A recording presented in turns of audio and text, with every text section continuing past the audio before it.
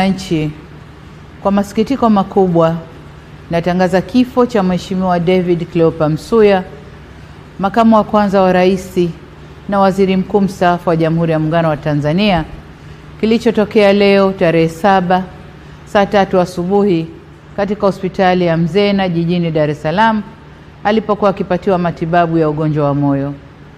Hayati Cleopa David Msuya ameugua kwa muda mrefu na amekuwa akipatiwa matibabu ndani na nje ya nchi, ikiwemo katika hospitali ya moyo ya Jakaya Kikwete, hospitali ya Mzena na kule jijini London nchini Uingereza. Natoa pole kwa familia, ndugu, jamaa, marafiki na Watanzania wote kwa msiba huo mkubwa kwa taifa. Aidha, ninatangaza siku 7 za maombolezo ambapo bendera zitapepea nusu mlingoti kuanzia tarehe 7 hadi tarehe 13 mwezi huu wa 5.